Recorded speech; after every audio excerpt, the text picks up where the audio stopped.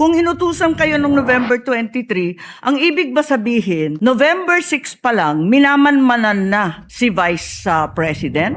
Iniimbestigahan na siya bago pa yung Zoom conference sa Kongreso? No, Your Honor. I believe that's a typo yung date. Ba't nagkaganon? Typo ho yan, Your Honor. Hindi ho yan November 6. Typo na naman katulad ng Department of Justice. Attorney Lotok, typo na yung affidavit mo, typo pa yung subpoena? Dalawang typo carried over.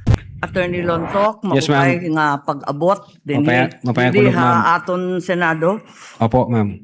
Okay, I'd like to affirm lang yung sinabi mo kanina na noong nangyari nga itong hating gabi na interview ni Vice President sa Zoom, agad-agad in-orderan kayo, in-instruction na ng NBI na mag-imbestiga. Tama po yun. Hindi po, Your Honor.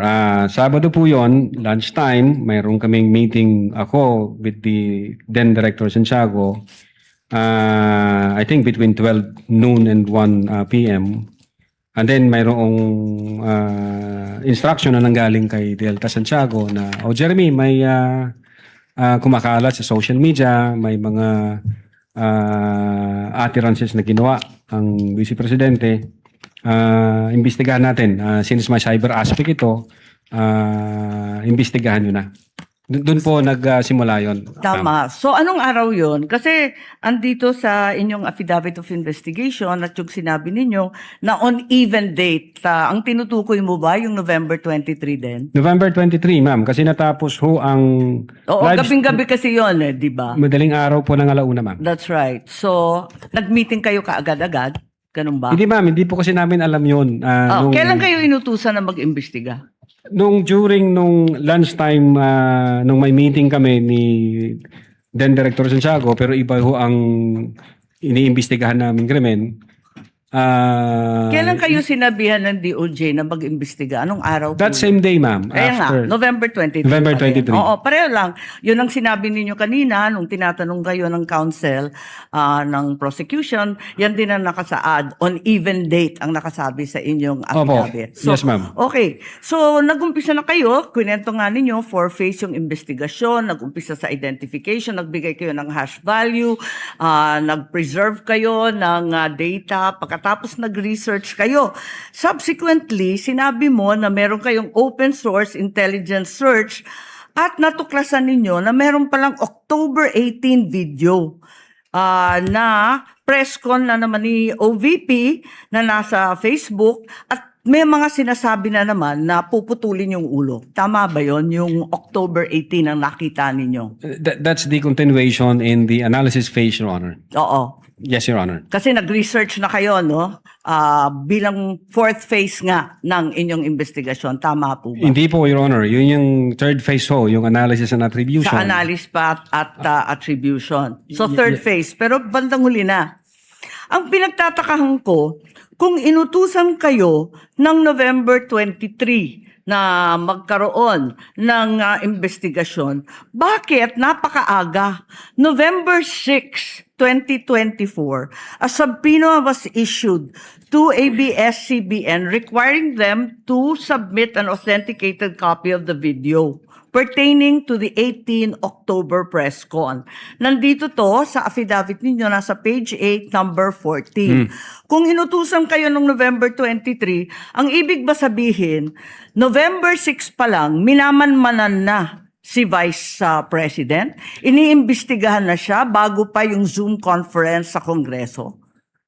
No, Your Honor. I believe that's a typo yung date. Kasi that's a typo, Your Honor, yung date. Kasi makikita doon yung date noong appearance ng taga-ABS-CBN, which is consistent ho siya doon sa ibang inisyuan ng Kailan ba yung subpoena. appearance? Kasi hindi ko nasusundan yung timeline ninyo eh.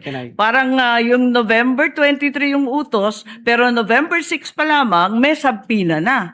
Ba't nagkaganon? Typo ho yan, Your Honor. Hindi ho yan November 6. Typo na naman katulad ng Department of Justice. No, Your Honor.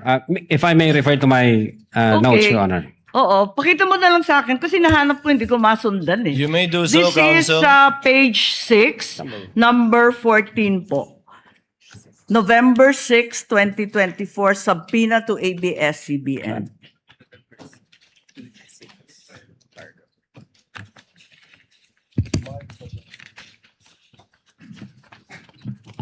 subpoena mismo.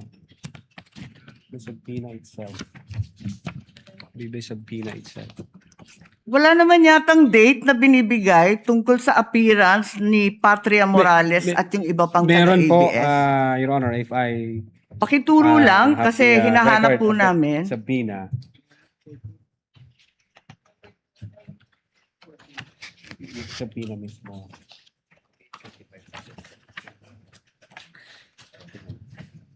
For information, the time of Senator Judge Marcos is over. Kindly. Yes, but he's still responding Of course, to the we same will wait for question the if you will response allow. first. Siya po yung matagal, hindi tayo. We're only counting your the questions that you asked, not the answer. Neither are we counting the waiting time for the witness to answer. I-check ko lang po, Your Honor, para Kasi yung mga sumunod na meeting, doon sa page 13, sa number 30, at sa mga sumunod, yung mga tinutukoy doon, yung mga media na nandun sa Zoom conference. Hindi naman siya yung ABS na humawak ng camera noong October 18. Iba naman yung mga tinutukoy doon eh. Attorney Lutok, Opo. the question of the Honorable Marcos is on page 6, paragraph 14. You said you sent a subpoena on November 6, 2024. Unfortunately, because the annexes are not part of the document marked, it's not here. So the question is quite clear. If it's a mistake, then what is the correct date of the subpoena? If I can see the real subpoena, Your Kindly Honor. talk to the mic, please. Yeah. If I can see the real subpoena, Your Honor, because the subpoena was signed by our Assistant Director for Investigation Service. As I said, unfortunately, it was not attached to your affidavit, and I doubt if it's one of those marked or pre-marked Wala. by the counsel for prosecutors. As he said and admitted earlier, he did not or they did not mark all of the annexes in your affidavit. Yes, Your Honor. If I may, check ko lang po, Your Honor, para sigurado ho. Wala sa'yo ngayon. Inaanap ko po rito. Wala nga pong annex yan eh. Wala sa annex at wala rin sa affidavit. Kasi yung mga media na tinutukoy sa ibang pahina, yung mga nag-interview nung Zoom conference. Dito ho yung certified true copy daw, Your Honor. If I may, Your Honor, please, can I assist on this regard, if the court will allow? Only if you can produce a copy of the November 6 subpoena, counsel. Exactly, Your Honor. The documents are present. They are in the possession at present of the witness, Your Honor, please. They may not have been physically attached to the affidavit investigation, but they do exist in the records of the case as separate pre-marked documents, Your Honor, please. So Okay. it's here? Presiding officer, then is counsel saying that therefore the affidavit is defective or wrongful, and With that all November 6 is not the right date? What then is the right date of With the all due subpoena respect, to Your Honor, ABS? please, with all due respect, we object to the use of the term defective. Counsel, we shall await. Let the Yes. document speak for itself. Yes, Your Honor, please. If it's there. The witness is Yes, now it in the was the witness process. who said that it was a mistake, not me. No, it doesn't make the entire affidavit of investigation defective. No, I merely said the date was wrong, because that's what he said. Yes, Your Honor.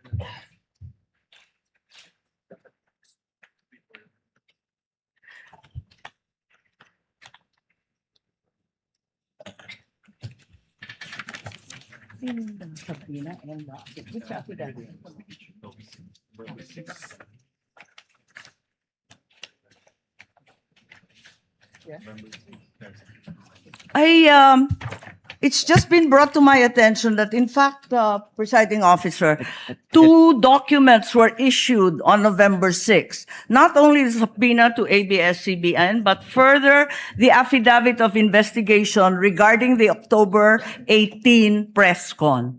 Can we please be clarified as to these 2 documents which don't seem to appear in the affidavit nor in the annexes provided? Let's first wait for the witness to answer the first question, Senator Judge Marcos. Okay. Yes, If I- Attorney Lotok. If I may, Your Honor. Ito ho, ang subpoena, Duces Tecom, yung date ho ng appearance niya is December 11. Appearance po. Ang tinatanong Appearance. yung date ng subpoena. Date Attorney ng Loto. subpoena, Your Honor, is 6th day of November 2024, which I believe this is a typo kasi magkakasunod ho ito doon sa mga inisyuan namin na media personalities. Attorney Loto, typo na yung affidavit mo? Typo pa yung subpoena? Hindi po. What are you typo looking yun. at? The subpoena or the affidavit? Dalawa yan eh. What are you looking at, Attorney Loto? subpoena, Your Honor. So the subpoena is dated November 6. Okay. This- And the affidavit also is November 6. Dalawang typo carried over. Asan yung affidavit? Hindi ko pa nakita, ma'am, yung affidavit na November. Your 6. Ikaw affidavit ang says pumirma November eh. 6. Pwede patingin ako. ng affidavit. Yung affidavit of investigation mo na binigay, pati I-check yung ko po, ma'am. amended, carried over din. Yung first draft na rineject ng DOJ, yung ikalawa, parehong November 6. Saan? Pirmado ninyo eh. Page 6, counsel, paragraph 14 of his affidavit of investigation.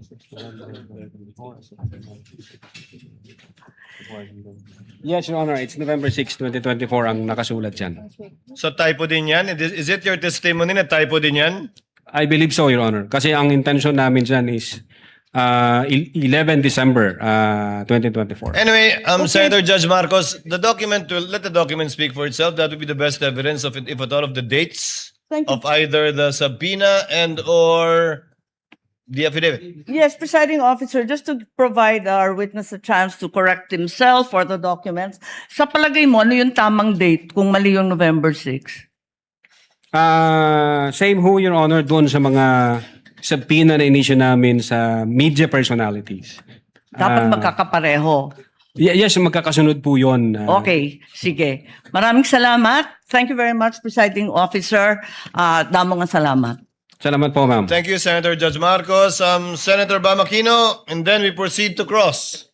Your Honor, can we just Yes, point out Attorney one?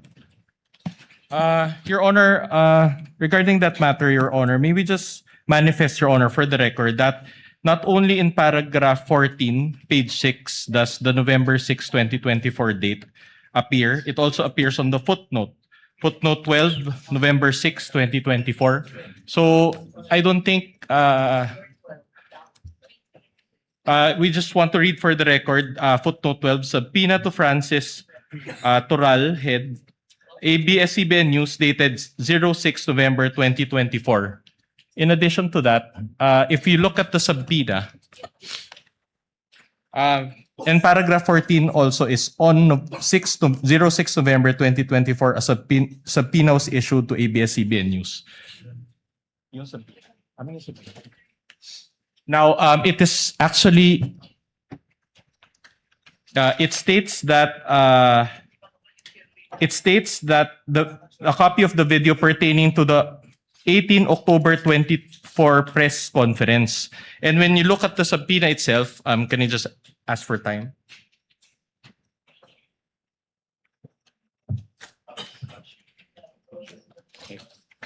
The subpoena, if you look at the subpoena, there's an attachment, and the photo there contained therein actually pertains to the 18 October 2024 press briefing. So in other words, Your Honor, this is a substantive, this is not a mere typography. Objection, Your Honor. Counter manifestation. The witness said it's typographical, that you are milking that and say it's The ma- substantial. Just The for the manifestation- record, ito sa The manifestation. manifestation That's why of a counsel for counter-manifestation. respondent is duly noted. Insofar as the counter manifestation of the counsel for prosecution, the witness already answered. That is a typographical Thank you so much. error from his